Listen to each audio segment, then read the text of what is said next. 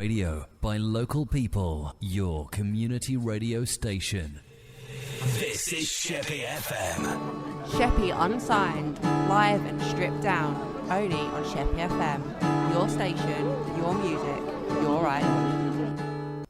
Okay, so this is Sheppey Unsigned. It is now 23 minutes to 11, and we have people in the studio. Say hello, guys. Hello. And you are... We are Stuart and the Flat Earth Society, and this is a song, and this is called Sunday Song, in fact. So, are you ready? We're all ready, so we're going to play. 1, 2, 3, 4.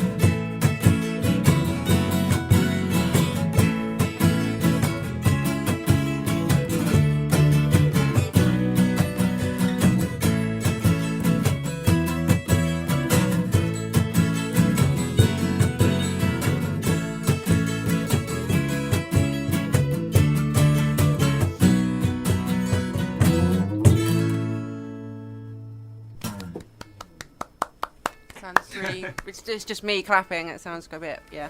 You get the gist though. Thank you very much. Okay, so if you want to introduce yourselves individually, who you all are.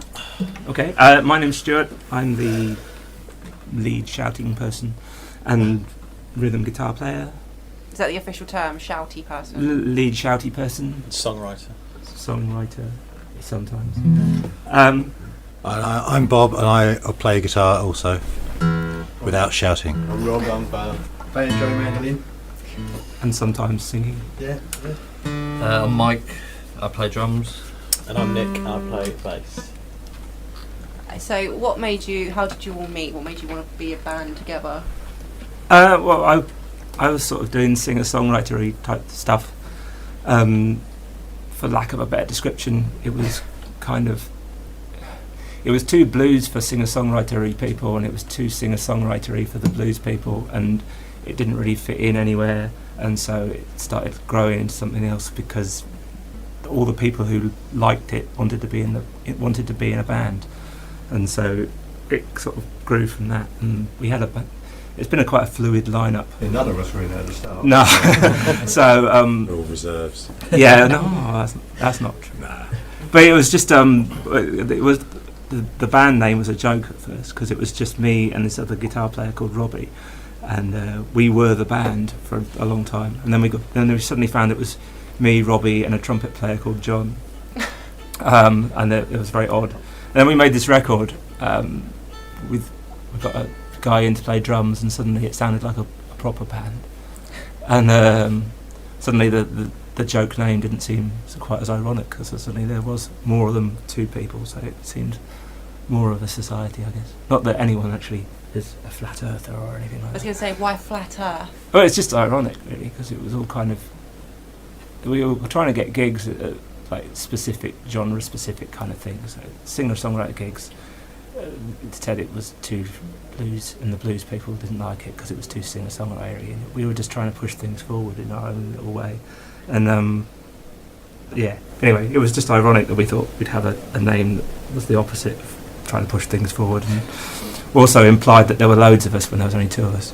What happened to the trumpet player? Oh, he still plays with us sometimes. Yeah. Well, we you know, John's he turns up, he plays. So and yeah, he's on, we did an album quite recently, which is coming out next month, and he's all over that one. But he's another story. It's more a session. He's They'll see we've got a gig, and then they'll just turn up. Oh. And that works quite well. But no, then we got a drummer involved, and then he left, so we replaced him with another drummer, and then I'm trying to remember the chronology of it all. Anyway, there was one bass player came in and joined the band. He left, was replaced by another bass player. The drummer didn't like. No, not even him. He's bass player number 4. Nick's the longest serving one of us, apart from Stuart, isn't it? Yeah. Anyway, the bass player, the original bass player, left because he was ill. He got Crohn's disease and he wasn't very well, and he couldn't cope with being in two bands at once. So he dropped this one to concentrate on the other one, and the other one then broke up. Oh, nice. But by that time we replaced him. But unfortunately, the bloke we replaced him with had other issues, and the drummer didn't like that, so he quit. And then so we replaced him, and then the bass player with the issues didn't like the drummer that we'd replaced the original drummer with, so he quit, and that's when Nick joined. And then It's been playing silent since then. Yeah. Apart from then that drummer quit.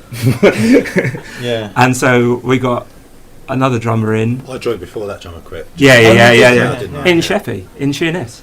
No, in Folkestone. No, but we actually asked you to join the band in the Ivy. Did you? Yeah. I don't remember that. Yeah. Sounds like we need a diagram. Yeah, it's quite complicated. But anyway, so there was no kind of forming a band. It was just evolved. It was kind of very organic. But people, like, generally, if people like the band long enough, they'll end up in it. And we don't have issues with each other now. We're all mature and everything. There's no fights or anything now, no? No, never. I don't think there ever was any fights anyway. People just said, "Oh, I don't want to do it anymore," and that was like, "Oh, okay."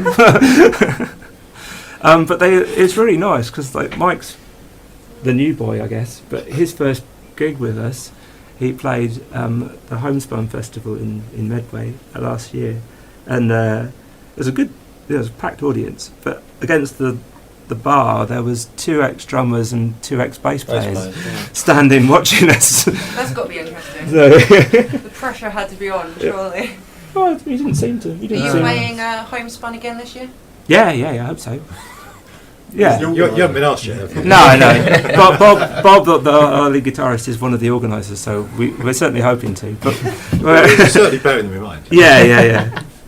But we're doing a few festivals this summer, so playing down in Dorset and a few things up in the Midlands and stuff. So what was missing before the band? It's just I got quite a loud singing voice, and I guess when I'm by myself, it kind of, people didn't really know how to take it, but it kind of, when you've got a lot of people behind you, suddenly the noise of the music kind of rises to the level of the voice, and it doesn't sound so overpowering. I guess people responded to that a bit more, so people seem to like it better. So if you could describe your music to someone who's never listened to you before, how would you go around describing it? So it doesn't really fit into one genre. No, that's the problem, and it's a blessing and a curse, because it's one of those things where we just play music that we like, and But you can't file that on iTunes. no, that's the problem. And so we like. Shouty. A bit shouty. Shouty blues punk is what. shouty blues punk folkabilly.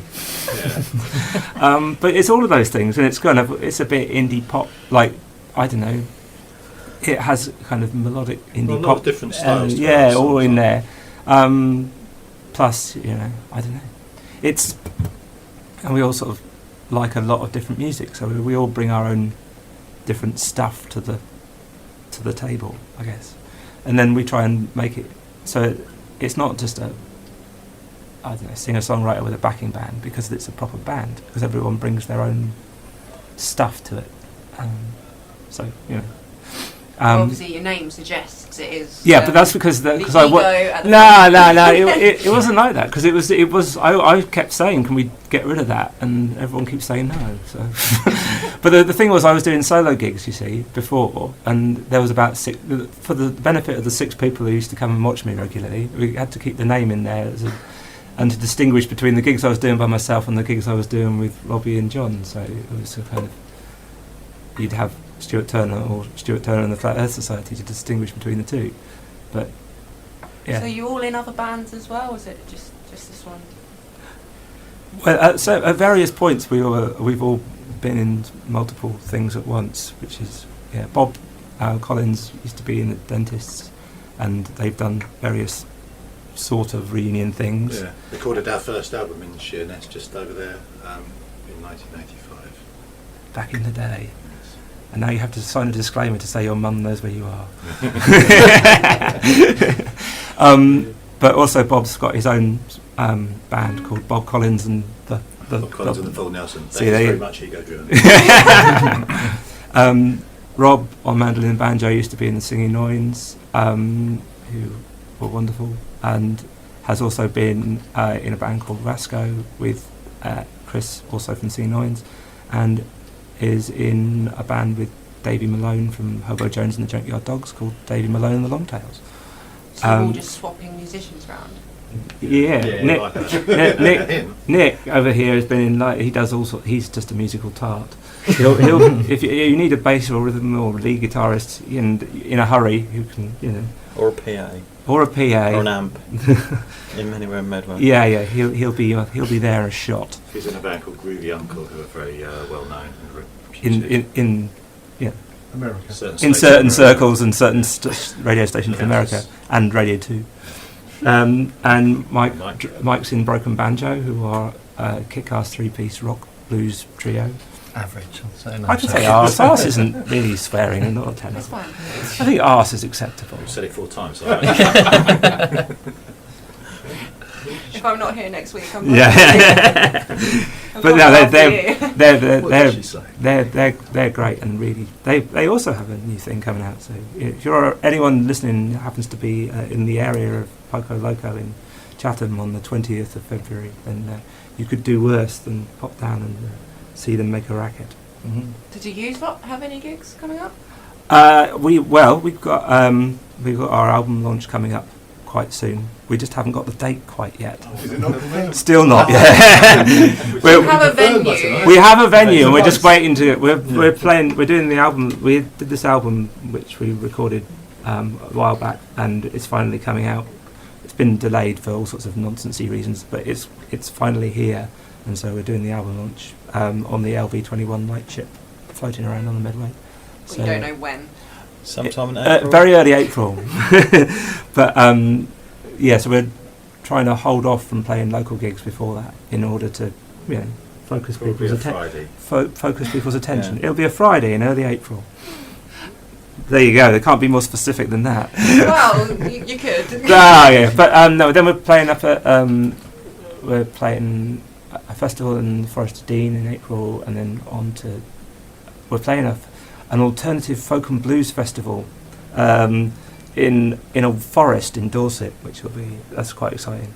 Which is it seems to be an entire festival full of bands who don't know what genre they fit into. So that seems to work very well. we don't really know. Yeah, exactly. Festival. Lost in the woods. Should we play another song? I'll stop talking. Play another song. Tired of all the swearing. Anyway, this is called Ever Decreasing Circles.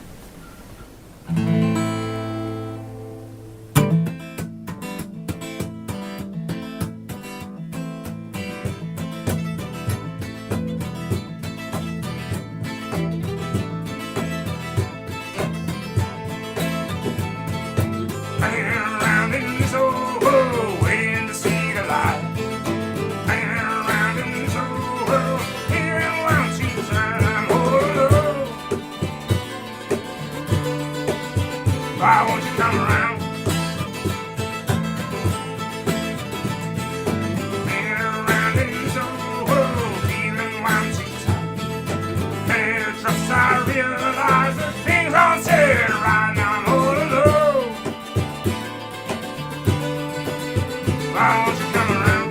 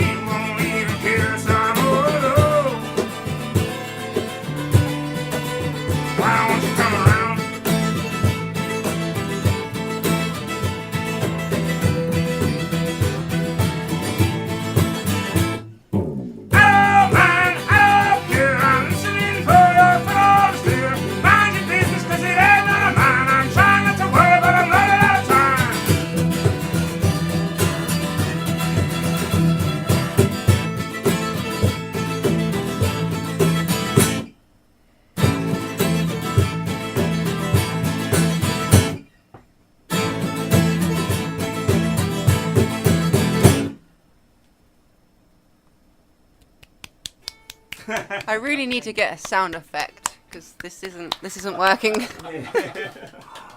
You're amazing. Probably should have recorded like this audience screaming at the ivy and then just brought that. So, what do you think? Personally, what do you think is more important, lyrics or melody? Ooh. I don't want to cause an argument. Ooh. It's like picking between your children, surely. Bass. That wasn't an option. I tend to go notice melody lyrics. first, then lyrics can worm their way into. So yeah, and You can have the best lyric in the world, but if the tune's rubbish, then it's a Roger Waters solo album. You can place average lyrics over a really good song, can't you? Yeah. You get away with it. You can't. Yeah. if I The other way round doesn't work so No. well. No, if it's a great tune, then unless the lyrics are so totally awful, that it's kind of okay. But that's But not a great it- song, though, isn't it? You need great song needs both. Great tune. Yeah. But I you don't know, know, I don't we're, know. we're choosing between them. Oh yeah, I would go Because you lyrics. could have but- instrumental. Instrumentals can be good. That's true. Yeah. Well, yeah. They We can be. we hope we aim for both. So But- where do you get the inspirations for the lyrics? That depends on the. Singing into your phone most of the time. Yeah. It depends on the song. What was the last song about? Which one? That last one? Yeah. That last song is about. It's about growing old without. Do you really want to know? Well, Oh, I've never explained this to you guys. Have I? but you explain every Bunny song to Corbett. us. All right. Now that song was about growing older, and everyone says that as you get older, you get more religious. But it's about growing older without getting religion, and it's a kind of cry out for God. Please come. I wish there was. There. So But, are we all but- religious? But that's the point. Is it's no. That's the point. That's the point of the song. Is it's a cry out for God in the face of atheism. It's a kind of like appeal. I wish I could. It's that there's a. So it's like a wishing you had some religion, but you don't, and you're just old and lonely, dying. Sounds really depressing. Well, you asked. Yeah, Well, he asked. Melody's alright, isn't it? But the melody's alright. But yeah, so it's not a song about religion. It's about the absence of religion. Well, this is not about love. No, we have love songs. We have genuine love song about walking through snow is a genuine love song. That's Surely you should know that. It is. It You just is. turn up and play. It isn't. It's kind of it's a genuine love song for the end of the world. Could we play that? Do you need your banjo for that? Banjo. Might be able to play it. You're going to try and ad-lib. Yeah. I won't be able to. I have a kettle on. So, All right, maybe we won't play it then. So besides musically, do you all hold down day jobs as well? Yeah. Just about. Yeah. You're all nodding, but you're on the radio. We can't see. We've got good nods for radio, though, don't you? Yes, we do. I'm taking it from the size of. We Just really don't want to. That would be bad radio, I'll tell you. If we went into that. Well, it's a very niche radio, isn't it? Alright, probably another difficult question then. If you had to pick between CD, vinyl, or download for the rest of eternity, what one would you pick? Vinyl. Vinyl, no question. Yeah, vinyl, yeah. Why? Because I like it. Really boring answer. No, I know it's not. New But, albums on vinyl. oh yeah, there's a thing. Our new album's on. No, I like having something tangible. The larger the tangible object, the better. I like looking at the sleeves. You can't look at the sleeve on a download. You can't. You get a little Right. picture in the corner. It's not the same, is it? You can't really romanticise about an icon. Fast forward. That's the- Yeah. It It's a makes you physical listen. act of putting it on and making you listen to It's not like a gig, but it's just, in a way you're in the room with the people that made it, because you have to be physically in the room with the record player. You can't, whereas you're not walking the dog or. I love the idea.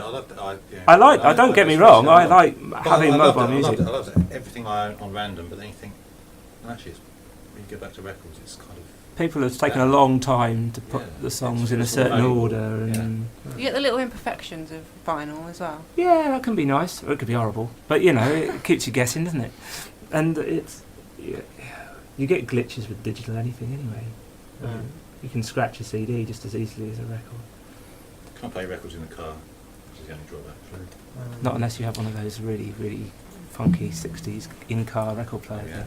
Yeah, but not many people do. Really? A car with a record player? Yeah, in yeah, it? it used to be a Yeah. thing. A feature Yeah. of Rolls Royces and Bentleys used to have record players in the front seat for the chauffeur to put records on. Mike Summerby had one because it was on a programme last night. Yeah. Saw that. Not for the roads in Medway though. That's No, you wouldn't want it in I was going Medway. to say, scary. that's one way to guarantee your car gets broken into. Well, Being in Medway. that'll do it. Leave the window open at half a centimetre. That'll do it. Yeah, I think. Thing is, when CDs first came out, I did find it was quite exciting that they were better than tapes. Yeah. But it was as a small, compact, physical format. But downloads have never really appealed to me. I think I've only ever downloaded about 3 records, and I think half of them were free. Tot. Yeah, well, no, they were deliberately free. I mean, Oh, okay. they were like, free download with this sort of thing. You know. Is that why you downloaded it? Because it was free? No, well, I did. I genuinely want to listen to it, and it wasn't available in any other way. So it was kind of, but Downloads will disappear in the next few years anyway. 'Cause streaming will just take over. take over. Oh, Like yes. any new format. Streaming is the new thing. Then you don't. But then you don't own anything. You know, I've spent the last Wow. 30 years of my life collecting records. Reinforcing Only for bookcases. if I actually said downloads was my preference, it would negate my entire existence. I buy new records now, even though I could quite easily just stick them on Spotify and listen anytime I want. There's something nice. I bought the new Field Music double album Yeah, the yeah, other yeah. day, and it's Well, it's a nice Did you record. get a download code for that? Yeah, well, I haven't downloaded it. Why would I? I've got the record. Fair point. So slightly different. Do you think, like in a band, when you're out playing live, do you think having experience or passion is the stronger for a live performance? You can. Experience of passion. Is the, I think you can. Experience helps if you're a seasoned pro and all that kind of rubbish. But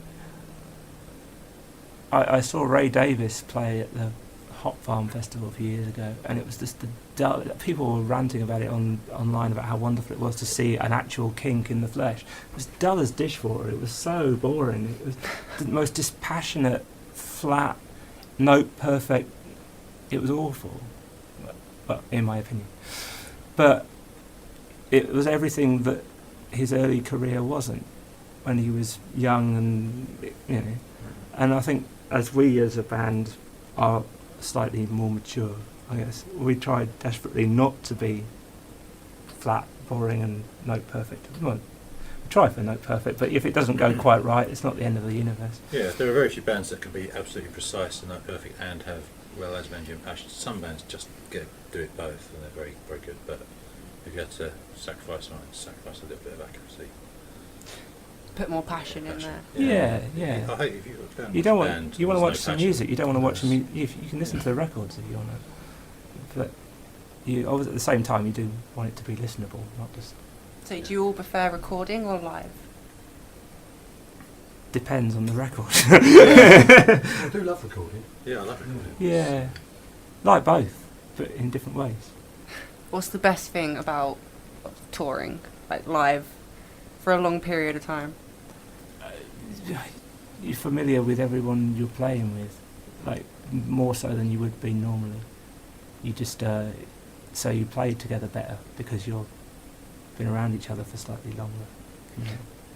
You're forced to like each other. Well, no, not forced to. You're more aware of each other, and so you're more either more sympathetic to each other or less, and you play badly. Well, those gigs where you walk in and you think it's not going to be your night, 'cause you don't know the air and you don't know the scene or you don't know the people, and then it is, and then it's all right, and then it's brilliant. That feels. Yeah, that's good. It's good when you play somewhere that you don't know or you probably will never play again, and it turns out all right. You agree to do a gig, and you think, I wish I hadn't Shouldn't have now. done that. Shouldn't And have then done it's that. really You good. get there and you think, you still think, shouldn't do that. Well, I'd rather not. Really good. And then, the band on just before you are really good, and everyone really likes them, and you think, oh God, I wish we weren't here now. And then you go on, I'm and like that every week. and then it's all right, and it goes. You just do your thing. And But I said this a while ago, didn't I? I said in this band, we've never actually done a really bad gig. We've never completely tanked. Where we No. thought, oh my god, what a disaster that was. It's never happened. It's always We've been had the odd song quite where good. normally I've messed up. Wow. Oh, No, that's about that. about is it? No, it's just me. Where's your favourite venue to play? What, full stop? As a collective, like as a Where we band. played.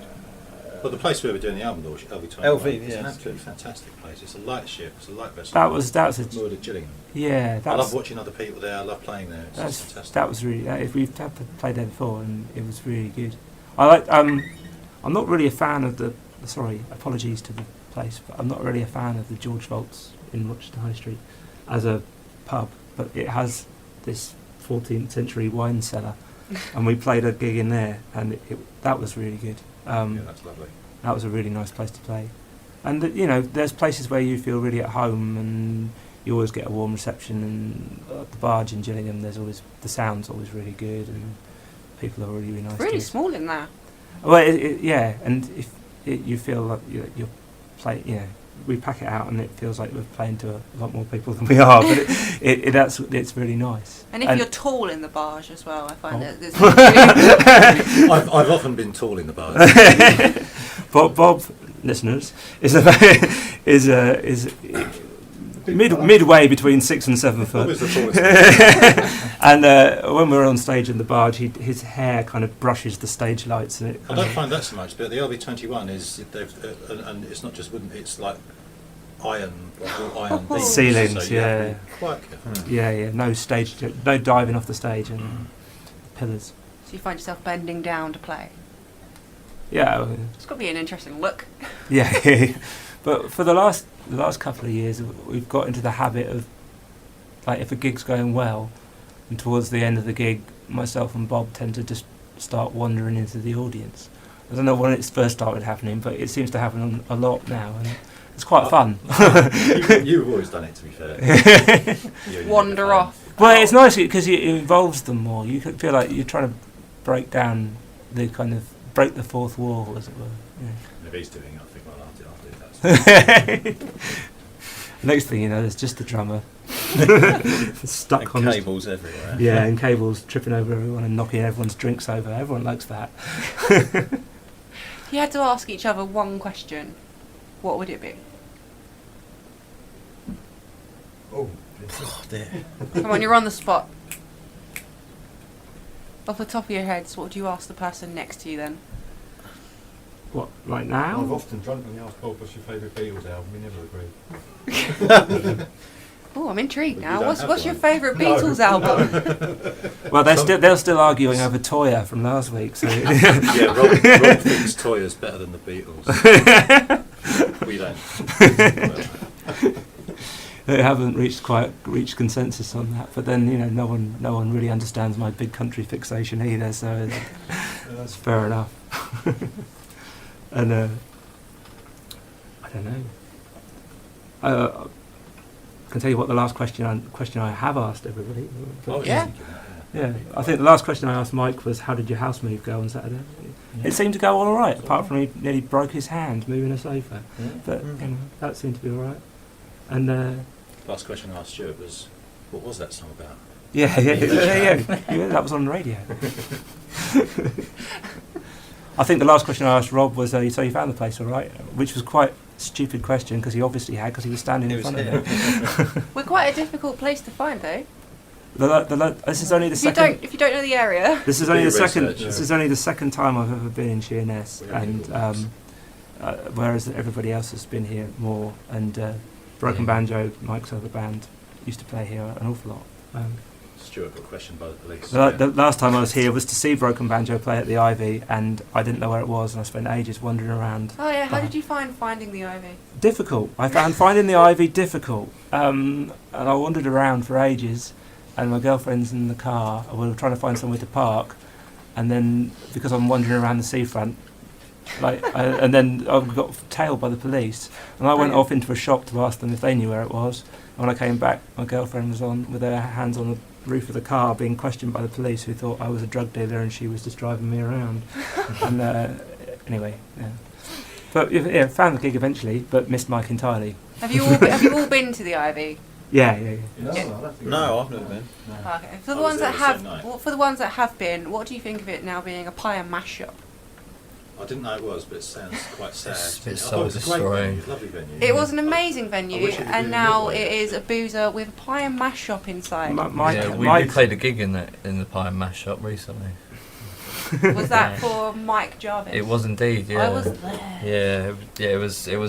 I saw Anthony there, and it was just a bit soul destroying because he was just like, yeah, it's a pie and mash shop now. I was like, what? And they didn't let any of us do the sound. I'm not bitter. Yeah. But it was the one time I went there. It was really good. It used to I be a really liked beautiful it. venue. Beautiful. It's because the sound, like the sound techs used to be absolutely. The sound Yeah, was- and Anthony sound was spot Openshaw on. was top drawer. Top drawer. He was a great boss. See, you managed to talk without swearing. You've jinxed. Good on you. He says with a patronising shug on the shoulder. My last Not even the question. A word. My last question to Right you up at last. Yeah, was: are those cars in the sky when I was coming over the bridge? 'Cause I yeah, didn't yeah. believe that Flying cars. flying cars over the bridge. Flying cars. Yeah. We're in Sheppey, not. Back to the Future in Sheppey. Yeah. What song were we going to play next? Can't remember now. It was. I'm missing. Oh yeah, we'll do that. There you go. All right. So for the benefit of the people who ask these things, this is a song about. This is a true story about a man who lived near Luton Arches in Chatham, who died and wasn't found for 2 years. And when they found his body, he was half eaten by his own cats. So there you are. It's nearly the weekend. It's nearly the weekend. Party hard, Wayne. This is called Unmissing.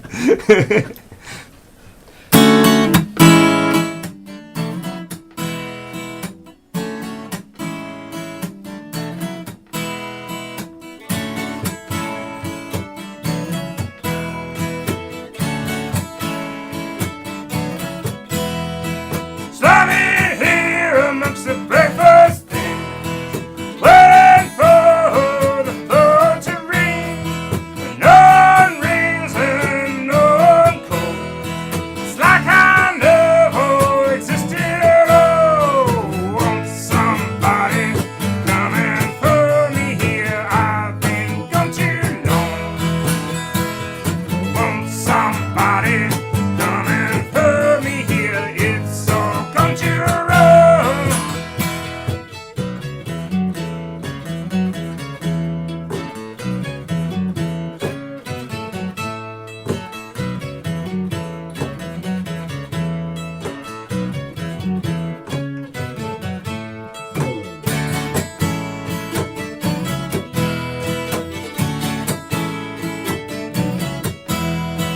I will never finish that toast. Since the postman can taste the flavor of my ghost.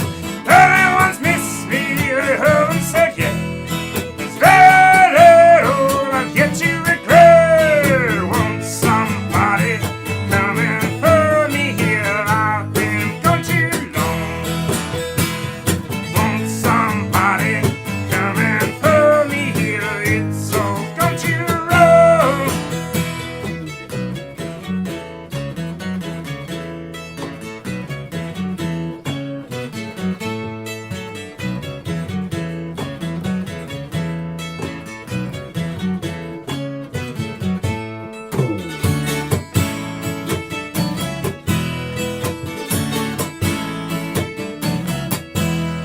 And Bushro's boat just outside shakes the clothes I lay beside.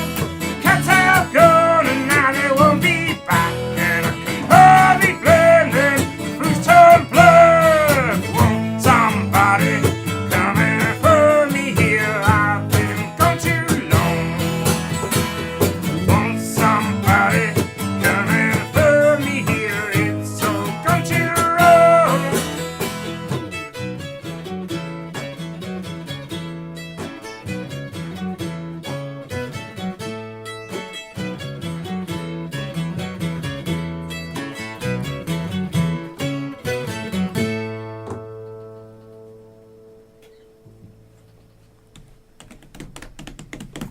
Oh, that's louder.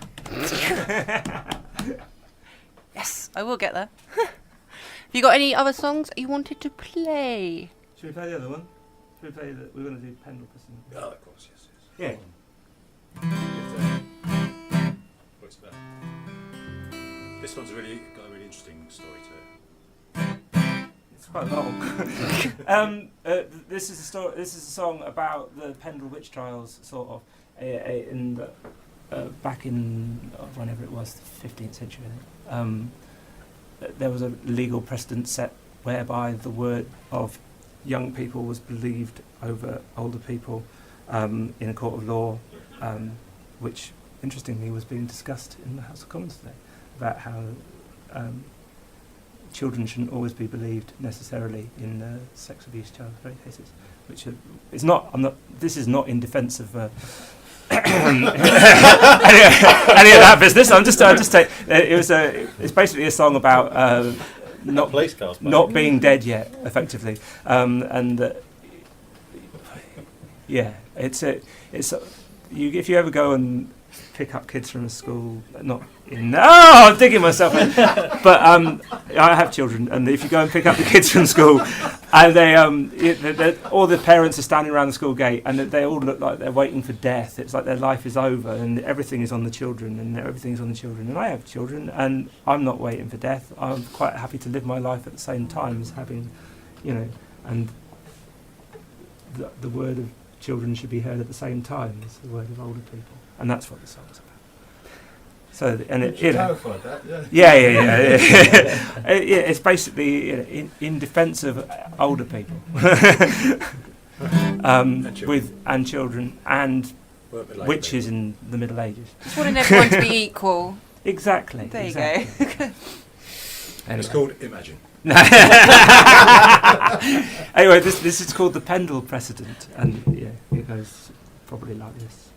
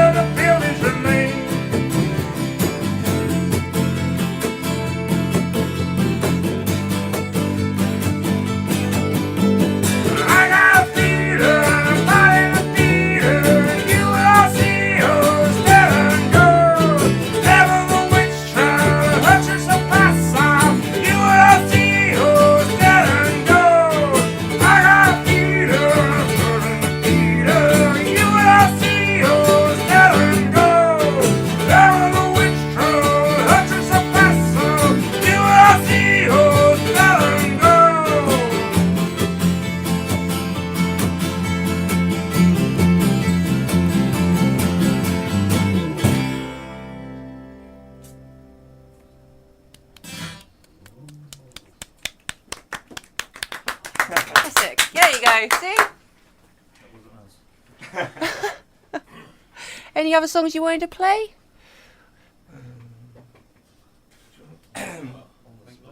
On the spot. Do you want to do Odyssey? Or do you do Mingale? Yeah. This is a song we didn't write, but we kind of tend to close all our sets with it. First time I played on the LV21 a couple of years ago, it was a solo thing, and I was told I was supporting Darren Hayman, formerly of the band Hefner, and I was told if I wanted the gig, I had to play a sea shanty, because those were the rules. So I worked out my own arrangement of this song from the Outer Hebrides called the Mingale Boat Song, and we've been doing it ever since. And it gets louder and stupider every time we play it as a band. So we just make it bigger and bigger. It builds. Anyway, we'll see how it works acoustically. And remembering you're in a tiny room. Exactly. I have to resist the temptation to climb on things, which also happens. Anyway.